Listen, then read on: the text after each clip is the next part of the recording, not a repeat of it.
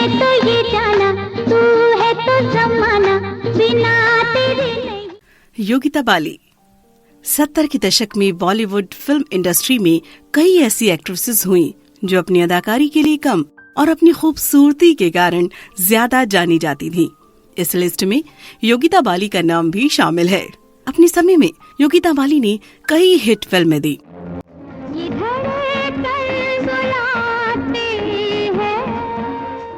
हालांकि वो अपनी कंट्रोवर्शियल प्रोफेशनल लाइफ के कारण ही ज्यादातर न्यूज़पेपर्स और मैगजीन की हेडलाइंस में बनी रहती थी।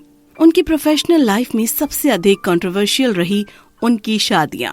उनकी पहली शादी हुई एक मशहूर एक्टर सिंगर से, लेकिन शादी के 1 साल बाद ही उन्होंने अपने पहले पति को तलाक देकर एक दूसरे स्टार से शादी रचा ली।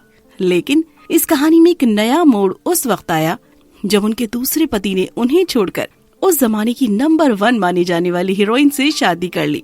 तो कौन थे योगिता बाली के पहले हस्बैंड और किस कारणों से उनके साथ डिवोर्स हुआ, जानेंगे आज के इस वीडियो में। साथ ही ये भी जानेंगे कि योगिता बाली के दूसरे पति और उनकी तीसरी शादी के बारे में। अरे कंफ्यूज मत हो जाइए जनाब, अगर आपको ये दूसरे पति और तीसरी शादी वाली बातें भी समझ में नहीं आ रही हैं, तो वीडियो में हमारे साथ अंत तक बने रहिए और इत्मीनान के साथ इस पूरी कहानी को सुनिए। तो चलिए शुरू करते हैं आज का ये बेहतरीन वीडियो और जानते हैं इस चर्चित एक्ट्रेस की लाइफ के बारे में। छोटा सा घर अपना, अपने जीवन का सपना। 13 अगस्त 1952 को मुंबई में जन्मी योगिता बाली अभिनेता जसवंत और हर्षदीप कौर की बेटी हैं। अभिनेता शम्मी कपूर की पत्नी गीता बाली योगिता बाली की मौसी थी। फिल्मी परिवार से ताल्लुक रखने की वजह से योगिता बाली का झुकाव हमेशा सिनेमा की तरफ रहा।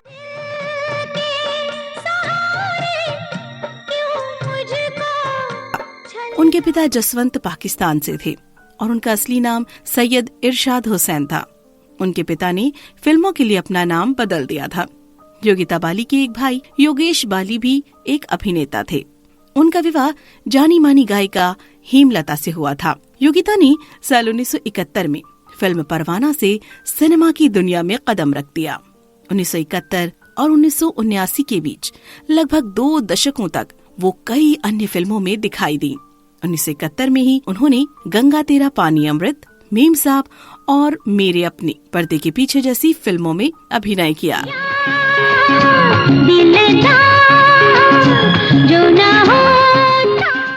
1972 तक उनके पास 1 दर्जन से अधिक फिल्में थीं। बढ़ती मांग को पूरा करने के लिए वो दिन में 2, यहाँ तक कि 3 शिफ्ट में भी काम कर रही थी।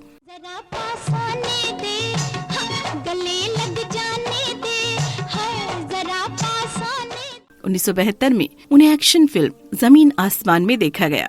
इसके बाद वो फिल्म सजा और बुनियाद में भी दिखाई दी।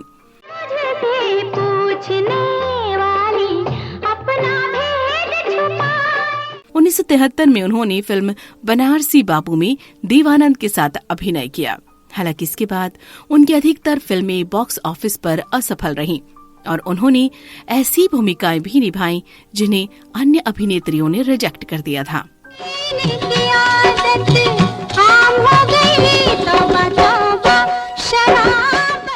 1973 में फिल्म यौवन से उनके करियर को एक महत्वपूर्ण मोड़ मिला। उन्होंने मनोवैज्ञानिक समस्याओं वाली एक महिला की भूमिका निभाई जो अपने मनोचिकित्सक के प्यार में पागल हो जाती है। इस फिल्म के बाद उनकी लोकप्रियता में वृद्धि हुई और अगले वर्ष वो कुल 10 फिल्मों में दिखाई दी, जिनमें अजनबी, किसान और भगवान और चरित्रहीन शामिल है।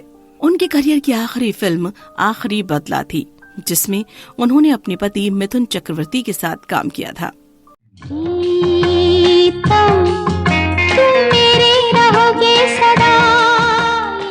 उन्होंने नागिन, कुमारा बाप, बनारसी बाबू, झील के उस पार, जमीन आसमान, बुनियाद, मेरे अपने, मेम साहब और गंगा तेरा पानी अमृत जैसी कई सफल फिल्मों में अभिनय किया। यार मेरे घर आया ते सोचा विच रब पे गया।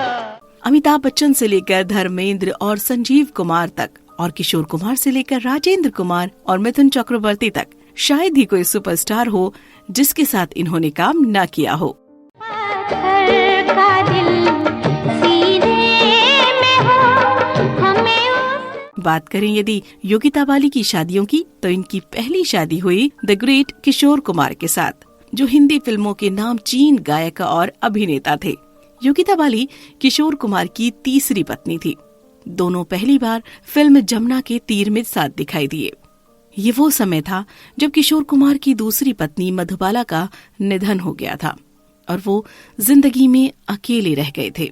जमुना के तीर फिल्म रिलीज तो नहीं हुई, लेकिन इसकी शूटिंग के दौरान किशोर कुमार और योगिता बाली के बीच नजदीकियां बढ़ गईं, जिसके बाद योगिता और किशोर कुमार ने परिवार के खिलाफ जाकर 1976 में शादी कर ली। दोनों का रिश्ता ज्यादा नहीं चला और महज 2 साल में ही दोनों अलग हो गए। किशोर कुमार ने अपने एक इंटरव्यू में बताया कि योगिता उनसे शादी को लेकर कभी भी सीरियस नहीं थी। किशोर कुमार को तलाक देने के बाद योगिता ने मिथुन चक्रवर्ती का हाथ थाम लिया। शादी के बाद मिथुन और योगिता 3 बेटों के माता पिता बन गए। उनकी एक गोद ली हुई बेटी भी है। कहा जाता है कि योगिता बाली की जिंदगी में मिथुन चक्रवर्ती की एंट्री तभी हो गई थी जब वो किशोर कुमार की पत्नी थी और मिथुन के लिए ही योगिता ने किशोर कुमार से अलग होने का फैसला लिया था।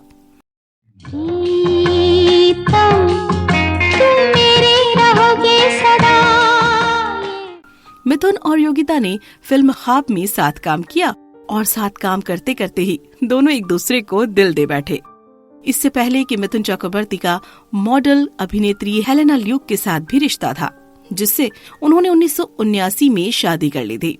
लेकिन शादी के 4 महीने बाद ही मिथुन और हेलेना जुदा हो गए थे। मिथुन पहली बार योगिता बाली से बम्बई में एक पार्टी में मिले थे। वो उस समय एक स्ट्रगलिंग एक्टर थे और रोज एक खास समय पर पाली हिल में एक वीडियो गेम की दुकान के सामने खड़े रहते थे, जब योगिता अपनी फीट से वहां से गुजरा करती थी। 1976 में छोटी सी मुलाकात में बाल कलाकार के रूप में शुरुआत करने वाली योगिता उस समय तक एक एस्टैब्लिश्ड एक्ट्रेस बन चुकी थी। मिथुन उन्हें घूरते रहते थे और योगिता हमेशा अपना मुंह फेर लेती।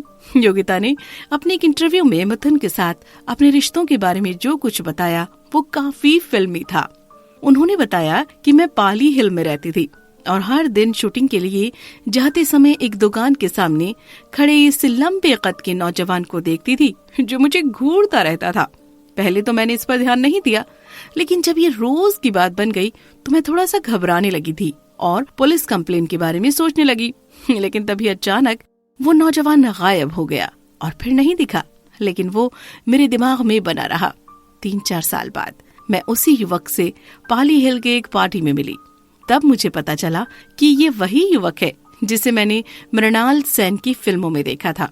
तो मैं अवाक रह गई। मिथुन से मेरा परिचय हुआ और मुझे उनका बात करने का तरीका बहुत पसंद आया। कुछ ही दिनों में हम दोनों दोस्त बन गए और साथ में कुछ फिल्मों में भी काम किया। धीरे धीरे हमारा रिश्ता गहरा होता गया। फिल्म बेशक की शूटिंग के दौरान हम साथ में ऊटी गए थे। मुझे ऊटी बहुत पसंद था और मिथुन को भी। उन्होंने मुझसे कहा कि पिंकी, हम शादी के बाद अपना घर ऊटी में ही बसा लेंगे। मैंने उनसे कहा ठीक है, हम ऊटी में ही रहेंगे। हमने लगभग 4 साल दोस्तों के रूप में बिताए। मैं जितनी जल्दी हो सके अभिनय छोड़ना चाहती थी। मैंने कोई नई फिल्म साइन नहीं की। 21 जुलाई 1982 को योगिता ने मिथुन से उनके बांद्रा स्थित फ्लैट में अचानक शादी कर ली। ये एक रजिस्ट्री विवाह था। 7 फेरे भी एक पुजारी की उपस्थिति में लिए गए थे। जब किशोर कुमार को पता चला कि उनकी पत्नी ने मिथुन से शादी कर ली है तो वो नाराज हो गए और उन्होंने मिथुन को किसी भी फिल्म में अपनी आवाज देने से मना कर दिया। इधर मिथुन और योगिता की शादी में सब कुछ ठीक चल रहा था, लेकिन फिर 1985 में तब खलबली मच गई जब मिथुन की श्रीदेवी के साथ गुपचुप शादी की खबरें सामने आने लगी। मिथुन ने श्रीदेवी को बताया कि उन्होंने अपनी पत्नी योगिता को तलाक दे दिया है, लेकिन जब श्रीदेवी को पता चला कि मिथुन ने योगिता को तलाक नहीं दिया है तो उन्होंने 1988 में शादी रद्द कर दी। मिथुन एक बार फिर योगिता के पास लौट आए। इस तरह मिथुन योगिता की शादी ने अपने उतार चढ़ाव देखे, लेकिन उनका रिश्ता किसी न किसी तरह बचा ही रहा।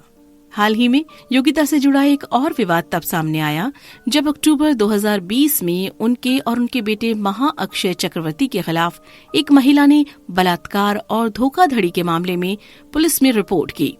पीड़िता ने अपनी शिकायत में कहा कि वो 2015 से 2018 तक महाअक्षय के साथ रिश्ते में थी और उसने उससे शादी करने का वादा भी किया था।